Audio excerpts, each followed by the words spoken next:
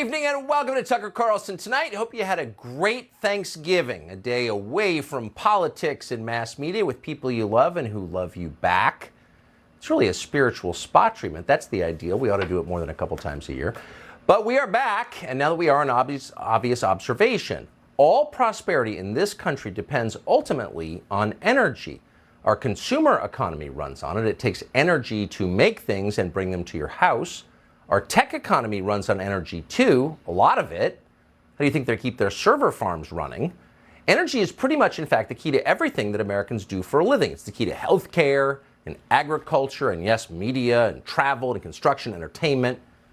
Even finance, which is symbiotic with the real economy, depends in the end on energy because you can't lend money to businesses if they no longer exist, and if energy prices go up high enough, they don't exist.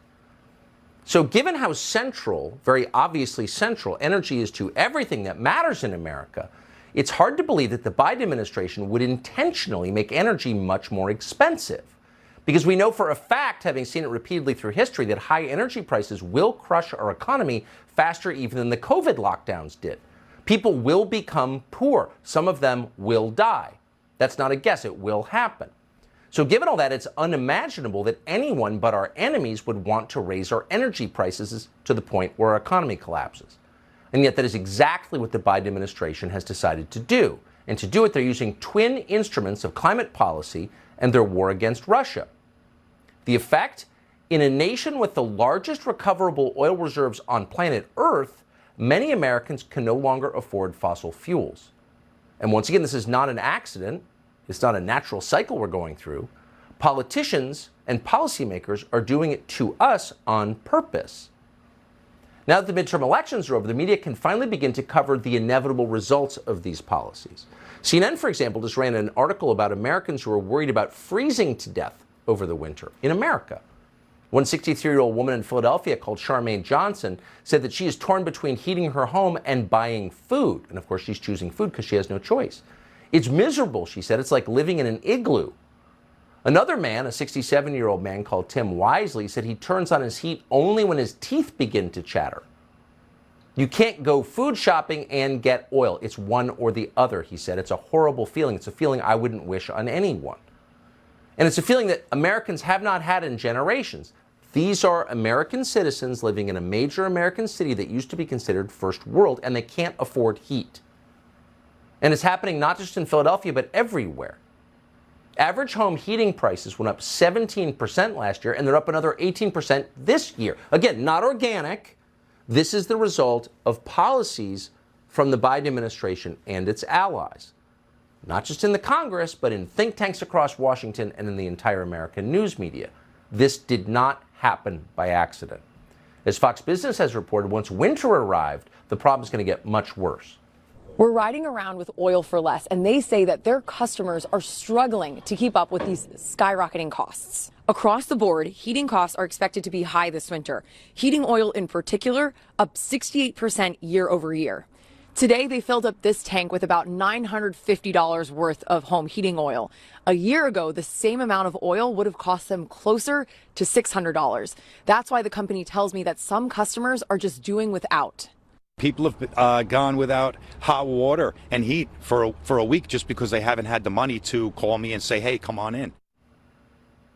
They don't have the money for hot water or heat? Again, what country is this? Any country that can't provide hot water or heat in the winter isn't much of a country. And again, it doesn't need to be this way because we have the largest recoverable oil reserves on the planet. What happens when energy costs continue to rise? Well, people run out of money, and it doesn't take long. According to data from the Bureau of Economic Analysis, households are spending their cash reserves far faster than anyone, all those economists projected, even as credit card debt reaches historic levels. If you're borrowing money for household expenses on your credit card at exorbitant rates, you're done. As Business Insider reported, quote, Americans have already burned through a third of their pent-up savings. That's nearly 3 times more than previously thought, and signals spending will soon slow down. Yeah, that's what happens when people run out of money. They stop spending it because they don't have it, and then the consumer economy slows. So when energy costs rise, again, just to be clear, because it's not sophisticated economics here, When they rise, so does the price of everything else. And the first staple to rise in cost is the one that you have to have, and that's food. Watch. On the menu this year for Thanksgiving, rising prices. Overall prices are up 7.7% from last year, and grocery prices are more than 12% higher than a year ago. Here's what it means for the family grocery bill as you shop for the big day. First, the turkey. Per pound prices for turkey are up 17% year over year. An average frozen turkey costs roughly $2.38 a pound. That's up from $1.74. Now, you can blame the avian flu outbreaks and higher fuel, feed, and labor costs because of inflation running near 40-year highs. What about eggs? Eggs cost 43% more than a year ago. Butter and margarine are up 34%. Flour is up nearly 25%. Your pies are going to cost more to make. These higher prices could potentially change Thanksgiving plans. So why is this happening? Well, you heard the reporter allude to it, but not really explain it. There are, of course, many factors, but there are two big factors that are driving this, driving inflation and the rising cost of everything around you. And they are, in order, global warming policy and the war in Ukraine. Now, as it always does, the left used people's best instincts, compassion, and care for the planet to subvert them into supporting these two lunatic policies. If you care about people, you support the war in Ukraine. If you care about the planet, you support global warming policy. But of course, neither one of these was about what they said it was about. Both of them were designed to spike energy costs, to increase the control of the people currently in charge, and to enrich their donors. So if you wanted to fix this, the very first thing you would do, if you wanted to help the American middle class, would be to force a ceasefire in Ukraine. That would help the world, and it would help our middle class. Then you would encourage more domestic energy production because we have the domestic energy. Then you would take a look at the trillions we have spent on renewable energy, solar panels, electric cars, wind power. This has made a small group of people incredibly rich, but it has put our grid in peril, and it has raised the cost of energy beyond the reach of middle-class Americans. But the Biden administration is not looking for solutions, just the opposite. They're looking for ways to squeeze a few more dollars out of an increasingly impoverished American middle class. According to Bloomberg this week, and we're quoting, the IRS says more auditors and upgraded technology could help raise as much as $1 trillion. Oh, so you have less money and they plan to take more. If that's not an act of hostility, what is? It is an act of hostility. They don't like you and they're not hiding it. But big picture, every other major company in America is laying people off, but the IRS somehow, thanks to Joe Manchin, the moderate from West Virginia, the IRS somehow has the dough to hire 87,000 new employees, and they're coming for you. They didn't hire those people by accident. They hired them to take more of your money. So businesses who have to forecast for a living have seen this coming, and they're preparing to cut workers. And so what this looks like, if you take 3 steps back, is an economic death spiral. Ahead of Christmas shopping season, when Amazon usually adds employees, Amazon is now laying off employees, a lot of them. 10,000 people laid off from Amazon. And the founder of Amazon, Jeff Bezos, is actually encouraging people, his customers, not to buy his products. Watch this. The economy does not look great right now. Things are slowing down. You're seeing layoffs in many, many sectors of the economy. People are slowing down. The probabilities say if we're not in a recession right now, we're likely to be in one very soon. If you're an individual and you're thinking about buying a new, large screen TV, maybe slow that down, keep that cash, see what happens. Same thing with a refrigerator or a new car or whatever. Just take some risk off the table. If you're a small business, maybe delay some capital purchases. Do you really need that new piece of equipment? Maybe it can wait a little bit. Have some cash on hand. Just a little bit of risk reduction could make the difference for that small business if we do get into even more serious economic problems. So you got to play the probabilities a little bit. Wait, so the guy who sells big screen TVs on the internet is telling his customers, the source of his personal wealth, not to buy big screen TVs off the internet? Really? That's how worried he is. That he actually, for maybe the first time ever, is caring about you. Well, that's quite amazing. And he's not the only one. Bezos is not the only one who's worried that something bad is about to happen to our economy, the global economy. In October, the IMF warned that 2023 will bring a recession for most of the world. That same month, the CEO of JP Morgan, the country's biggest bank, Jamie Dimon, said a recession is almost certain in the coming months. So what do you do to avert a disaster? Well, you probably can't stop it. You should know what its outlines will look at. Take a look at the housing market if you want to know. Home sales are at their lowest level in a decade. As the Fed raises interest rates to fight inflation, mortgages become too expensive. But if the Fed were to cut interest rates, home prices would go up along with inflation. You see the problem here. We've reached the end of monetary policy's ability to tweak our economy. So faced with all of this, the one thing you'd hope is to have an administration that understands what the problem is and might at least be interested in fixing it and taking care of the middle class, people who don't have a margin, people who are on the bottom. They're always the subject of our concern. What do you do about the homeless? What do you do about people who make $80,000 in the New York suburbs? Nobody cares about them. Here's Joe Biden explaining with a straight face that actually everything's fine. His economic plan is working. Folks, my economic plan is showing results. The people are starting to feel it. We're making progress on bringing down inflation without losing jobs. Folks are seeing much needed break in inflation at the grocery store as we head into holidays. So that's pathetic, and everyone knows it's pathetic, and maybe the only upside of the Biden administration is that there's really no lying at this point. This isn't working. They just did better than expected in the midterms, the Democratic Party, unfortunately. But we're now facing the next election in 2024, and no sane person wants Joe Biden to run because everybody gets that this is unsustainable. Even the media gets that at this point. So the question is, who replaces Joe Biden, and what can that person do about the disaster that his administration has created? Looking ahead tonight, we are honored to welcome Victor Davis Hanson, a senior fellow at the Hoover Institution and one of the smartest people we know. Professor, thanks so much for joining us. So I think it's pretty clear where we are, how we got here. What next? Well, unfortunately, Tucker, we had a midterm referendum on the Biden administration, and they not only didn't articulate what they were doing, they didn't defend it, and worse yet, they didn't promise to change. And so they look at the referendum, the midterms, and they think, you know what? Inflation, oil prices, we didn't even talk about it. Instead, we called our enemies semi-fascist. We said they were un-American. We said women were dying all over the country when they can't get abortions. And that was a successful formula. So we're going to do what we did before. We're going to double down on it. We would rather be ideologically correct than worry about the American people, the middle class. This is exactly what he promised on the campaign trail in 2020. He said he was going to eliminate fossil fuel. He just picked up the mantra from Barack Obama, who said he was going to make electricity prices skyrocket when he shut down coal. And Stephen Chu, the designate energy secretary in 2008, said he wanted European high prices. I think we got to get acculturated of the fact that this, as you said, was deliberate. It's going to continue, and they see it as a great good. They're never subject to the consequences of their own ideology, and they feel we stupid middle-class people don't know what's good for us. They do, and we've got to go down this green road into oblivion. And every once in a while, when they get close to an election, they can tap the Strategic Petroleum Reserve, or they can get a $500 billion student loan amnesty. And then after the midterms are over, we'll hear about all the layoffs or the Bitcoin collapse of Mr. Bankman-Fried, and then they can continue putting a little Band-Aid on the wound until the next election. But they're not going to change, unfortunately.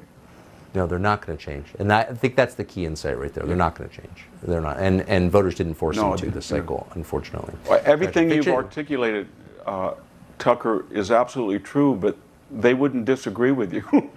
They would say, yes, this is the cost of transitioning to a green future, and there's going to be some damage. It's not going to be us that are hurt, but they're not ashamed. They're not apologetic. Yeah. Until they ban private air travel, I'm not listening to a word they say, and I mean that. Victor Davis Hanson, great to see you tonight. Thank you so much. Thank you. Thank you. So as we just told you, a lot of people in this country, hard to believe, but it's real, will not be able to afford to heat their homes this winter. The CEO of a New England energy company has wrote a letter to Biden saying the power grid might not make it through either. Eversource CEO Joseph Nolan told Biden, quote, "I'm deeply concerned about the potentially severe impact a winter energy shortfall would have on the people and businesses of this region." Mike Taylor owns Combined Energy Services. He joins us tonight to assess what this winter will look like with this energy crisis. Mike, thanks so much for coming on. I know we've talked about this before. How are you feeling about this winter? We're at the end of November. What does it look like for the next 4 months? Well, Tucker, I've been speaking with some of my suppliers, and also Opus provides a lot of information to industry.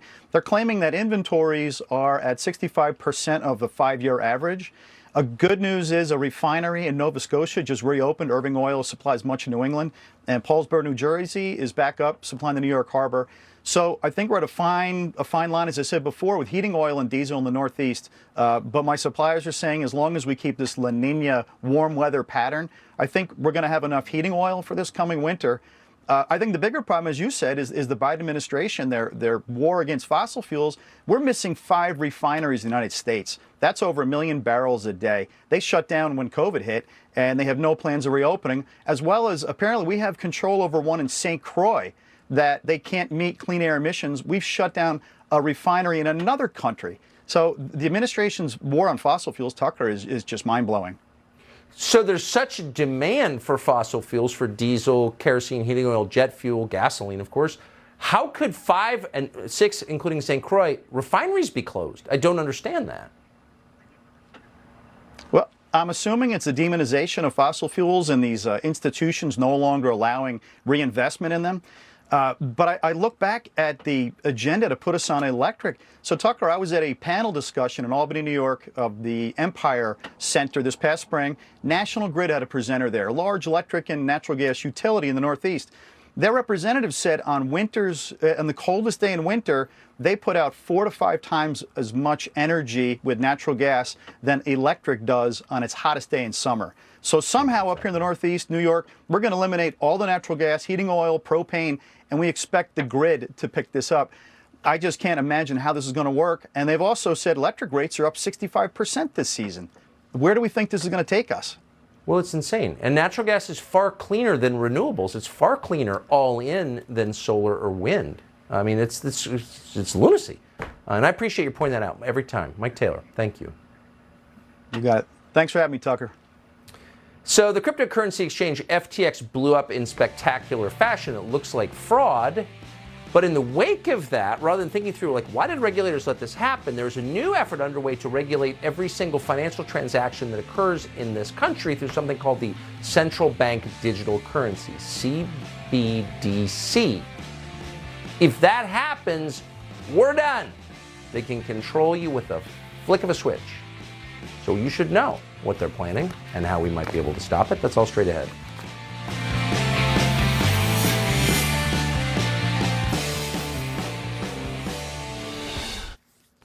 The cryptocurrency exchange FTX blew up a couple weeks ago. It looks like one of the biggest, maybe the single biggest financial scam in history. And you have to wonder, how was this allowed? So the head of the company was all over the media, and in a number of interviews, he was wearing shorts and playing video games. Why did nobody notice? And where were the regulators? Where was Gary Gensler? Well, they were apparently giving this guy a pass because they knew him or they agreed with his politics. So they're not being punished for what they allowed to happen. Thousands of people defrauded out of their life savings. Instead, they're using the collapse of FTX to their own advantage to push for something called central bank digital currency, CBDC. Now, what is central bank digital currency? Well, that's where all financial transactions are effectively controlled by the central bank, really by the government. And as we saw in Canada last winter, if they don't like what you're doing, they can zero out your savings with a keystroke. So you have no autonomy whatsoever. You are completely under the control of the people in charge, who, by the way, may hate you. So this appears to be coming in this country. Several banks have announced already that they're working with the Fed to implement a CBDC. Once again, if this happens, we're done. No more political debate. We will have unprecedented levels of regulation, of surveillance, and of control. It's effectively Chinese social credit scores come to America. Russell Brand recently explained all of this in a clip of the new Prime Minister of the UK, Rishi Sunak, boosting a CBDC for England. Watch this. Is a keen advocate of CBDCs, central bank digital currencies. Here he is, in fact, advocating for them. Today, I'm proud to say that under the UK's presidency, the group of the world's 7 most advanced economies, the G7, is launching a set of public policy principles for retail central bank digital currencies, CBDCs. Central bank digital currencies could be a digital version of money, a bit like a digital banknote. I like it, because we've got a broad concept. What if this person's an idiot? Which we think that they are. It's like a digital penny for your digital money box, for your digital hole that you live in. You will owe nothing. You will be happy. That could be used alongside physical notes and coins. For now, till we phase them out, if you start any little trucker protests, oh, where's my money gone? The digital piggy bank is broken, I'm afraid. Start being a bit more cooperative. Unlike most of the digital money people use daily today, it would be issued directly by a central bank, like the Bank of England in the UK. That's good, a central bank. Nothing wrong with centralised authority, centralised power, globalist decrees coming down from on high, avoiding democracy. That's exactly what we want. Keep talking. And governments and central banks across the world are working together. Oh, really? They're working together? Well, that's just such great news. The IMF, the World Bank. Why don't we involve the WEF and the WHO? What we need are unelected global bodies that have been able to co-opt political power, respond to financial power, and ignore and oppress ordinary people. Whether it's the recent medical emergency or the cost of living crisis, we're seeing the benefits all around us. I can't wait for your next policy. You're going to take our money now. This is great. Looking into what having a digital currency might mean in practice. I think I know what it means in practice. More power for you, no power for us. This includes issues that people care about, such as ensuring users' money would be safe and secure, that it could work with other ways to pay, would be energy efficient. Oh, it's got to be energy efficient. I was about to say, is it energy efficient? Is it energy efficient? I've got to make sure. Oh, a few other questions. You wouldn't use this ever, would you, to implement control or to advance social credit type systems or to shut down the bank accounts of people you disagree with or to surveil people and have a surveillance network that you've developed in conjunction with big tech and now a financial arm that you're developing so that you can lockstep together and gridlock us in a digital prison of surveillance tyranny? Answer to those questions? Oh, yeah. Vivek Ramaswamy is one of the smartest people we ever talked to, author of Nation of Victims, joins us tonight to assess. So, Vic, thanks for coming on. So here you have regulators in the United States failing in the most obvious possible way to rein in this cryptocurrency exchange. And then in the wake of that, they're not punished, but they've decided they're going to use it to get more power for themselves. Am I misreading what's happening here? I think you're reading it correctly. As the expression goes, never let a good crisis go to waste. Now, I think these CBDCs here in the U.S. are a really bad idea, Tucker, for a few reasons, but it's worth knowing the reason that economists supposedly support it, right? So the main argument is they say that actually China is doing it, and the U.S. will be less competitive, and that the dollar would be less strong if the U.S. fails to keep up. There are so many things wrong with that argument, but the first and most obvious is that that's a good path to get us to be more like China, which is not a good way for the U.S. to go in terms of being a surveillance state. And actually, it's exactly for that reason that if you think about it, the U.S. could actually have a stronger dollar if it does not jump onto the CBDC bandwagon, because people might want to actually hold a currency that doesn't allow them to be the subject of surveillance and control. So you could make the argument equally in reverse about the supposed strong dollar that we're going to miss out on without the CBDCs. And this is, of course, against the backdrop that you know well, Tucker, which is the fetishization of the strong dollar as supposedly a good end-all, be-all anyway. That's right. It actually hurts American manufacturers, and there's a very good reason why China has artificially tried to depress its currency to have a weaker yuan. So on many levels, the argument fails. This is not an investment show, but since you're very fluent in this language and knowledgeable, what will this do to gold prices? I mean, if they get close to this, a lot of people are just going to try to opt out of the system, correct? I would think that it has a big effect, a positive effect on gold prices. Markets have been a little bit weird in the last year where gold certainly hasn't gone up as you might have actually otherwise predicted it to in normal times. But against that backdrop, though, when you ultimately all forms of paper become meaningless and actually go into digital currencies that could be means of governments effectuating control, that might be the last stand for actually gold finally having the last laugh at the end of the day. But more importantly, Tucker, is we should not see this great reset, this dissolution of boundaries between the public and private sector, between different nations, ultimately create this new world order. And CBDCs, mark my words, are just the symptom of that deeper cancer. Well, that is exactly right. So nicely put. Vic, it's great to see you tonight. Thank you so much. Thank you. So they've been telling you that the problem is you're keeping too much of your money. That's why we need 87,000 new IRS agents. Again, thank you, Joe Manchin. But at the same time, they are sending tens of billions of dollars to Ukraine's beggar king, the thug in the tracksuit, constantly demanding money. It's completely over the top. And so we decided to put together a video montage of some of Zelensky's most recent demands. Not requests, demands. That's next. Welcome to Fox News Live. I'm Ashley Strohmeyer in New York. We are learning more about the motive behind this week's deadly shooting at a Walmart in Chesapeake, Virginia.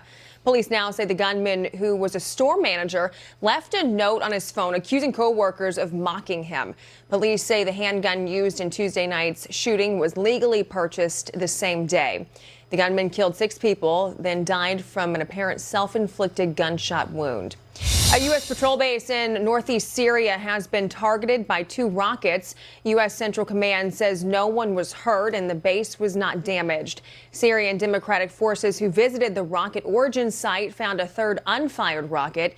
U.S. forces first deployed to Syria during the Obama administration's campaign against ISIS. There are currently about 900 U.S. troops there. I'm Ashley Strohmeyer, and back to you, Tucker Carlson, tonight. For all of your headlines, log on to foxnews.com. ESG stands for environmental, social, and governance. In other words, it doesn't really mean anything, but it means everything. It's a business version of a Chinese social credit score. It's a way for the left to control companies and make certain that all the money, all the investments go to causes they believe in. Well, the effects of this, not surprisingly, have been a complete disaster. Countries with high ESG scores like Sri Lanka and Ghana are collapsing, but the Biden administration still sees those countries as a model for us.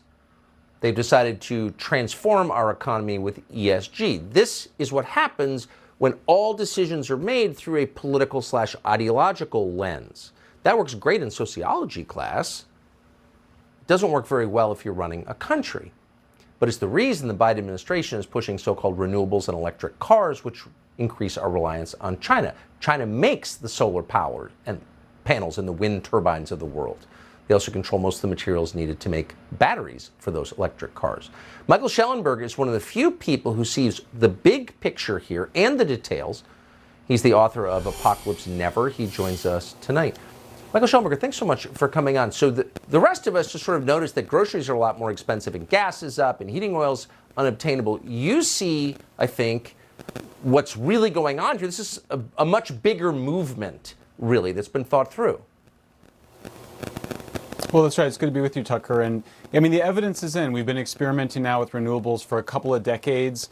You know, China controls 90% of the market for rare earths, and wind, solar, and batteries require 700% more rare earths than conventional fuels. So moving towards wind, solar, and batteries is a recipe for making ourselves dependent on Chinese energy. When we are rich in natural gas and oil, our natural gas actually reduced the price of energy over the last 2 decades. It reduced our carbon emissions. Natural gas is a blessing that President Biden is boasting about shutting down. You may remember that right before the election, he shouted, "No more drilling" at a New York rally. So yeah, this is an effort to enrich a small number of global elites at the expense of the American people. And in terms of the ESG, the criteria of environment, social governance, nothing is worse than solar panels made in China. They're made by enslaved Uyghur Muslims. They make electricity in the United States expensive, and they make us dependent on China. Once you say it that way, you realize that they don't have arguments, they only have force, and that's why they have to call you a denier, suggesting that you're immoral and crazy, because they don't have anything to say to that, as you know, because you live it. Michael Schellenberger, as always, a voice of wisdom. I appreciate it. Good to be with you. So the ESG/global warming agenda is part of the reason our economy is tanking. The other part is Ukraine. We are pushing, in fact, engaging in a hot war with Russia at this moment, which has upended energy prices around the world and is getting worse. The U.S. Congress has somehow earmarked more than $90 billion to Ukraine just this year. That's double what we spent annually in Afghanistan. That's far more than Russia's entire annual military budget. But it's still not enough for the president of Ukraine, Zelensky. He doesn't ask the U.S. Congress for money. He demands it. Here he is over the last 3 months. Watch this.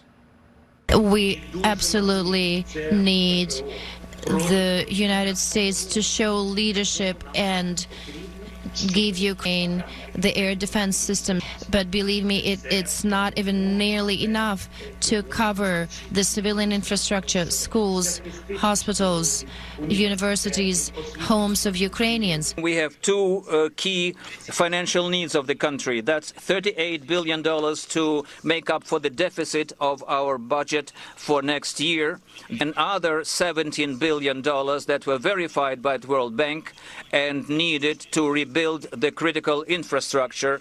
We would really like for the support, especially the amount of support, to stay the same, and to have this joint support from the US society and above all US taxpayers, because at the end of the day this is not the money of the government but the money of the people. Do you know that guy? Who is that guy? He's some Ukrainian corrupt strongman, really, and he's demanding money from us? The gall of that guy. Where does he get off? L. Todd Wood is the founder of CD Media and a former special operations pilot. He joins us tonight. Todd, thanks so much for coming on. So the question of Zelensky is, where does he get this attitude? He's not a supplicant. He is someone who's demanding the U.S. Congress fund his government, not just his war, but the salaries of his bureaucrats. Like, where does he get this attitude? Look, Zelensky was brought to power by an oligarch named Ihor Kolomoisky, which he recently went after and targeted for persecution in Ukraine. So that tells me something, that Zelensky now has a bigger and more important and more powerful and more rich benefactor, and that being the Biden administration, the World Economic Forum, and the cabal that's pushing all this agenda on the United States. So Zelensky is not working for the people of Ukraine. They're suffering massively. You know, we have had a team on the ground since Maidan in 2014, and we're being told now for months, they're saying, where is all this aid that's supposed to be coming here? We're not seeing anything. We're having teams having to go into Poland with our own funds and buy food for the people, buy medical supplies. A large percentage of the Ukrainian population right now has no water or electricity or heat going into the winter. Think about that. And a lot of them in these high-rise, Soviet-built buildings. So it's really a disaster. Zelensky is working for a bigger agenda, not for the Ukrainian people, that's for sure. So $90 billion, there's been no audit of where that money went. Democrats in the Congress are fighting an audit. Why wouldn't they want to know? Well, because approximately, you got to realize this is the varsity team of money launderers in Ukraine. We're estimating that only 30% of the supplies and military aid is actually getting to where it needs or is supposed to go. There's been evidence, which we talked about on your show recently, of a plane crash in Greece where arms were being shipped overseas. And so this money is not getting where it's supposed to go. A lot of this money is going to offshore. We're talking about homes. There's credible reports that a lot of these Ukrainian officials have bought property offshore. They don't want peace. They want the money train to continue for the defense contractors in the U.S. And I'm fascinated to see what's going to happen when the House gets taken over by the GOP, and hopefully this money train stops. So we'll see. I hope so. And then you see decent, reasonable, conservative people, nice people like Joni Ernst, backing this. I mean, a lot of Republicans need to wake up and understand they've been had in a very profound way. L. Todd Wood, I appreciate you coming on tonight. Thank you so much. Thank you. So home ownership is obviously the key to the American dream. You own your little piece of the country. Unfortunately, it's now out of reach for a lot of people. The number of home sales has not been this low since Lehman Brothers collapsed. So what is happening to housing markets? We should probably know. We'll find out next.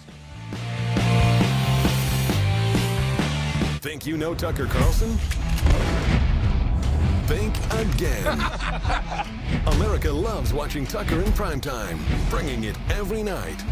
Then there's the unflinching documentary series you can only see on Fox Nation, covering the stories no one else on the planet will touch.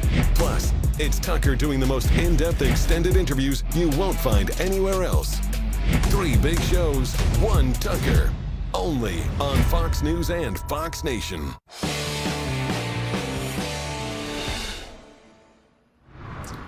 So if you're running the Fed, the two things you're afraid of course, are inflation and slower growth, and they're on opposite sides. We now have inflation, so the Fed is raising rates. And as a result, getting a mortgage is now very difficult for a lot of people, impossible for some, for millions of Americans. and the housing market looks like it's about to melt down. Grown men who are on the verge of moving out will be living with their parents for years to come if this continues. So it's a real problem. The question is, how do you fix it? Charlie Gasparino covers this stuff and much more. He's a senior correspondent at Fox Business, covered this business world for many decades, joins us tonight. Charlie, thanks for coming on. So Anytime, what Tucker. do you do about this? You know, I think the only thing left to do right now is what the Fed is doing. And it created a bubble in all sorts of risky assets, from crypto. As you know, crypto is imploding, to meme stocks. And housing was one of those assets that it helped propel to even, greater heights. And this is kind of what happened during the 2008 financial crisis. I don't think the banks are impaired as they were back then, but banks lent out money because money was free, and it was free created by the Fed. And amid all this, you have, listen, housing prices went up dramatically. I know housing prices went up 100% in certain areas of the South Carolina, Florida. Yeah. Now, there's a logic to that. These are lower tax places that people from New York were moving to, but also there was a speculation level here that hasn't been seen before. That has to pop, and that froth has to go away. But what I think is going to make it even worse when this thing, continues to unravel, is the fact that you don't have a lot of natural buyers from grown men who are living with their mother. I mean, it's a meme that people talk about. You live with your mom. And in Italy, I have family in Italy. They call them mamonis. These older guys living with their mom into their 30s and 40s. But it's real, and it has an economic impact, and you'll see it with housing. So is there anything, but on the other side, you've got inflation, which everyone's afraid of for very good reason. So what do? You don't want meme stocks to blow up, but you want housing to stay reasonable, but not tank. Like, it's tough. It's a balancing act, and it's all done by the Fed, and they dug us into this hole where there are pockets of speculative bubbles. And yes, meme stocks are one of those. Crypto is one of those. As we know, they're collapsing as we speak here. And in certain pockets of the country, so is housing. Like I said, there was a rush to buy houses in all these places, fueled by the pandemic, fueled by restrictions in the Northeast and in California, but also fueled by the Fed. And the only way to get rid of that is pain, and the pain is going to be lower housing prices and people's net worths going down, unfortunately, for a while until this thing gets sorted out. It would be nice to have an economy that was driven by productivity and not money printing. See, ideally, that is a nirvana. You would think that we would have learned that from the financial crisis, where everything was built on financial engineering and derivatives. Right. And here we are again. And here we are again. And you're getting to cover both. Charlie Gasparino, thank you so much for that. Anytime. Good to see you. The state of Texas has one of the biggest natural gas reserves on the planet, and yet somehow last year the state of Texas ran out of energy. Why'd that happen exactly? Too little time has been spent ruminating on that.